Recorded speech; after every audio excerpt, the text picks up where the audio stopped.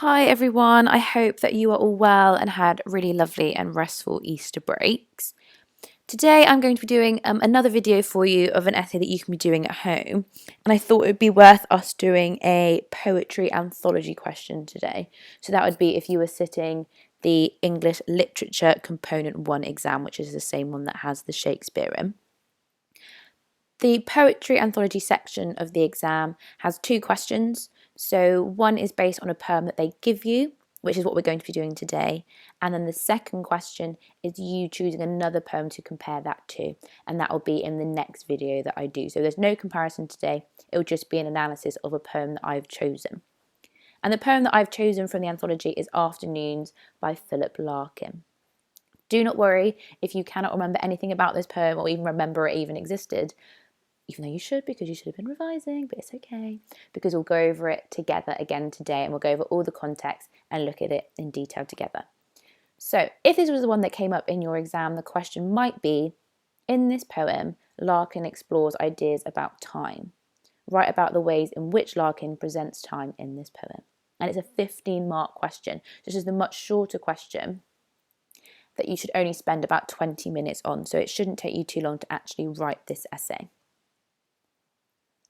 So I'm not going to go over this in loads of detail, but it's worth reminding yourself of the mark scheme that I'm going to be using and the examiners would be using to mark this.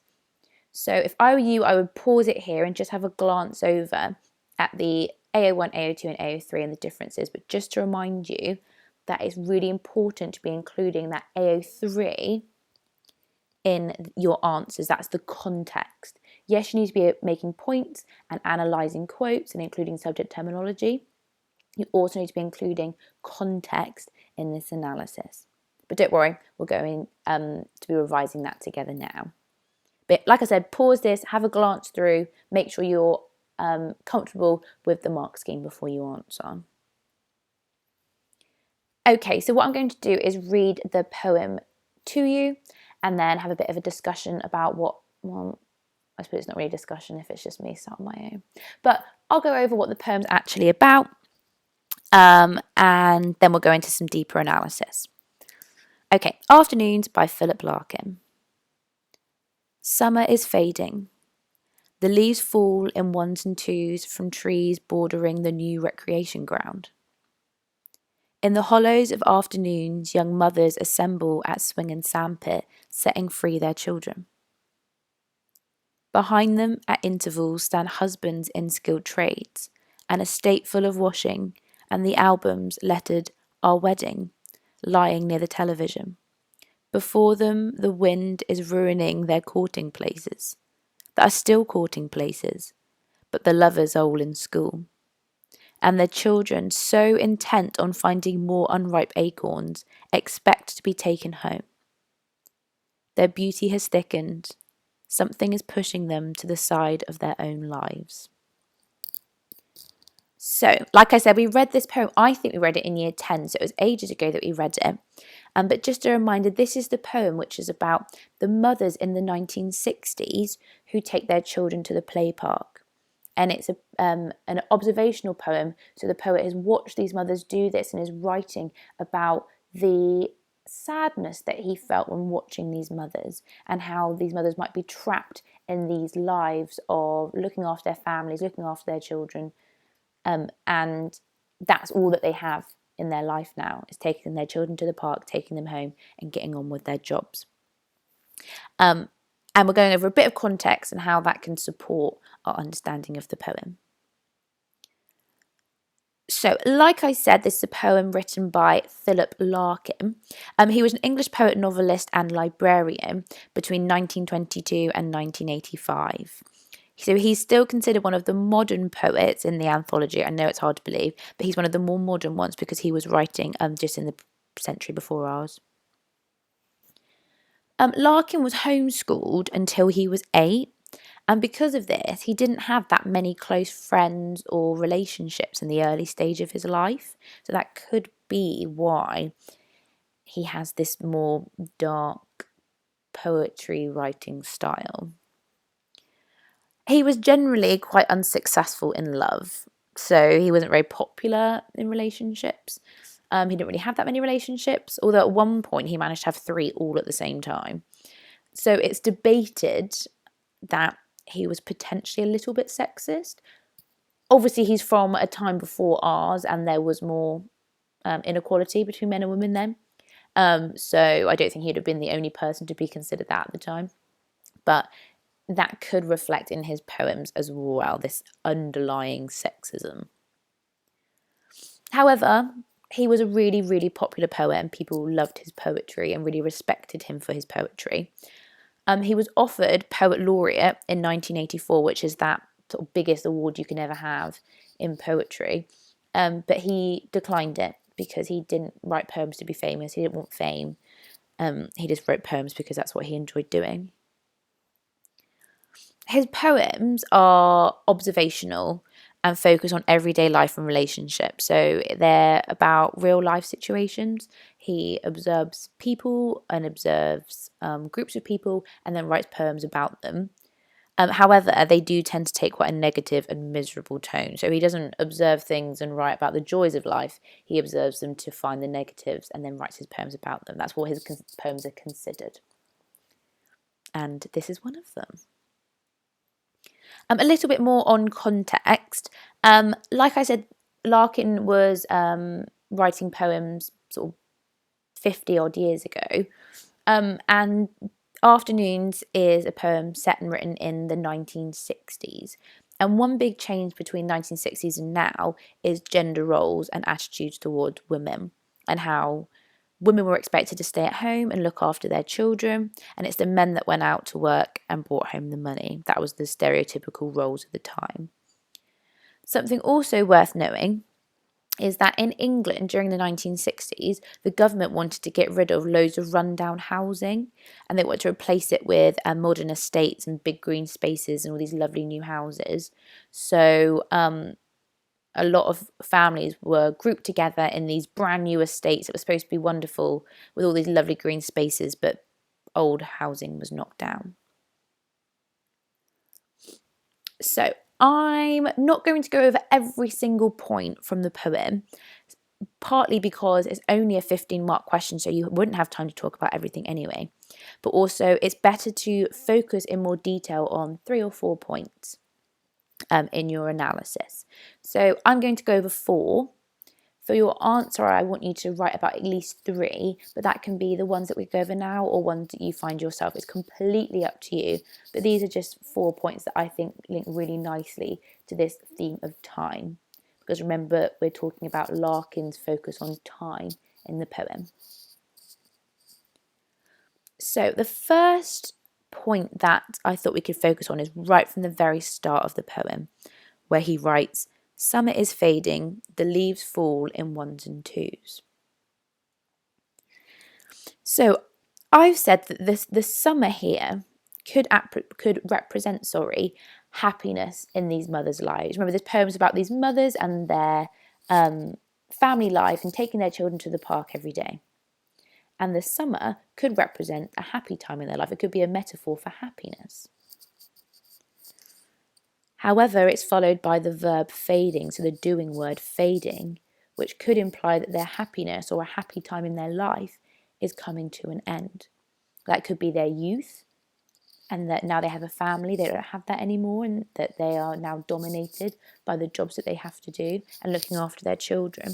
So is the summer this metaphor that now is declining as their happiness declines? So remember, linking that back to time, as time passes, happiness could also decline for the mothers that Larkin was observing. If we think about context, like I said, Larkin's poems tend to have quite a negative tone, and this poem begins that way. He's setting off the tone right from the start. This isn't going to be a positive poem. It's going to be an observation of sadness amongst these mothers. So it fits in with his style of quite a melancholic tone.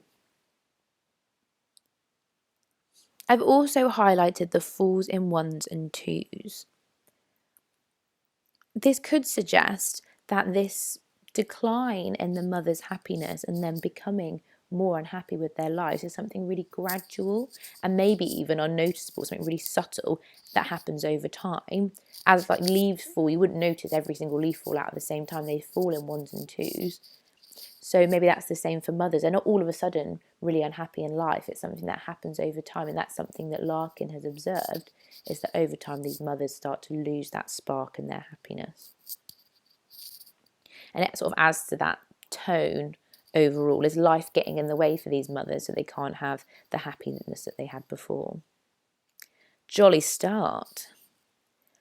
The second point in the second paragraph that you could write about is in the second stanza when Larkin discusses an estate full of washing. So the image we're supposed to picture here is just an absolute mound of washing out drying in these big blocks of flats that the mothers would be living in, just washing everywhere, an estate full.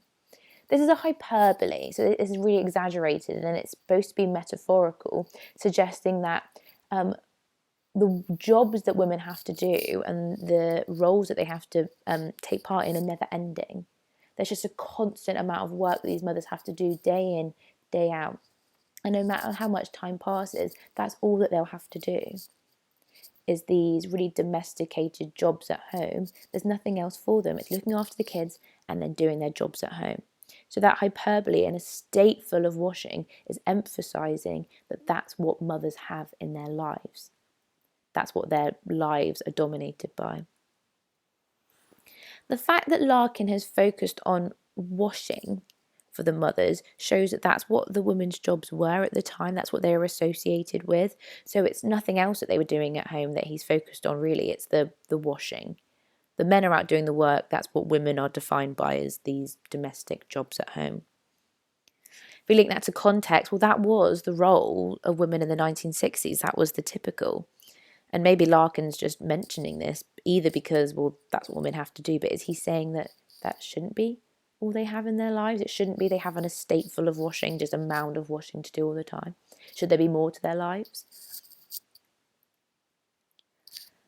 The third point in your third paragraph could be Our Wedding lying near the television. So the Our Wedding is the name of the photo album that the woman who he's focusing on in the poem has in her house. So it's her wedding album. So their wedding video, ignore me, their wedding album, is near the television. So maybe at one point it was looked at and cared for, but now their main focus is the television. It makes the wedding album seem much less important and almost ignored as time has passed. It's not the main thing and most significant thing in their life anymore. Their wedding, the happiest day of their lives. Now the important thing to them is the television. The verb lying makes it sound ignored, like it's disregarded. This wedding album that probably meant so much to them at one point is of no use to them or much less importance to them now. If we think about context, again, there's quite cynical and negative view on this couple who once were really happy, fits in with his negative tone of the poem. And he observes changes over time, and it's this subtle change. I doubt that they had this album and threw it to the side one day because they suddenly didn't care about it. It would have been subtly over time that this couple would have looked at the album less and therefore didn't notice it as much, and it became slowly less important to them, like the leaves that were falling in ones and twos. Please ignore the fact that I've put their wedding video. I don't know why I put video there. It's not a video, it's an album, it's in like a photo album. Okay? So the last paragraph that you could write about is a line from stanza 3, and I've chosen their beauty has thickened. So this is a line about the mothers who are all congregating at the park, and Larkin is saying their beauty has thickened. What does it mean if your beauty's thickened? This verb could suggest that women lose their looks over time and become less attractive. So in their youths, they're much better looking, and then as they have a family and children to look after, maybe they spend less time on their looks and they aren't able to look after themselves as much. Is that because they care less or because they just haven't got the time to care? Is this Larkin's way of saying, well, mothers would look after themselves if they could, but they're so taken over by this estate full of washing and looking after their children. They don't have time anymore. If we're thinking about context, we could link it to this idea that there's the slightly sexist undertones of the poem, and that Larkin felt the need to comment on mothers' looks when maybe it's not the most important thing to them anymore because they care about their family. But like I said, that was the view of people in the 1960s. So it's not specifically Larkin, but it does link in with this idea that in the 60s, that was the attitudes that women should look after themselves and beauty was really important, and it was relationships were much more focused on looks. So that's why maybe Larkin felt the need to point out the fact that women, in his eyes, become less attractive as time goes on and time passes. So a reminder of the question. In this poem, Larkin explores ideas about time. Write about the ways in which Larkin presents time in this poem. When you are structuring your answer, what I would like you to do first is just write the poem Afternoons by Philip Larkin is about, and just write a line or two about a summary of the poem, so what you think it's about, just so that shows me that you've understood the poem. Then I want you to write at least 3, you can do 4 if you have time, points about the poem and how Larkin explores this theme of time. And I've put some sentence starters there in orange for you to help you. I've put in green, remember to include context. You have to have context. Please, please, please include context in your answer here. It's just as important as everything else you write. Okay. I also thought it might be helpful to have an example paragraph so that you can use this to structure your own. I've chosen a point that I haven't put in the video so far, just so you can use all the other points. But this is the sort of thing that I want you guys to write. So in the poem, Larkin explores the theme of time with the quote, "But the lovers are all in school." This quote suggests that only the younger generations are in love, and that when they become parents, this love is lost or declines. The use of the brackets emphasises this point, suggesting that the same will happen to the next generation, that they will too lose love as time goes on.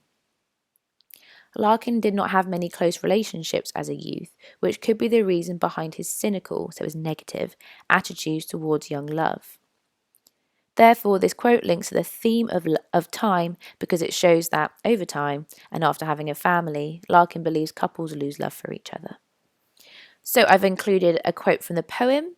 I've given an explanation of what I think this might mean or what Larkin's intent was from this quote. What does he mean by this? I've zoomed in on something from my quote. So I've chosen the brackets, but you can also choose specific words from the quote. That's your zooming. And what this also suggests.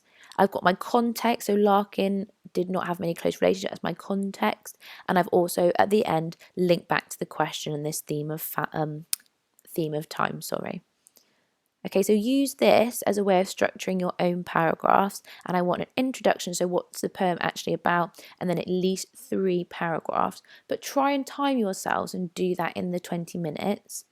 That's all you need to do and spend time on. If you only get 3 paragraphs done, absolutely fine, just stop there for me. And then I'll do the next video, which will be comparing this to another poem. Good luck, you'll be fab. Email me at any time with your answer or any questions, and I look forward to hearing from you.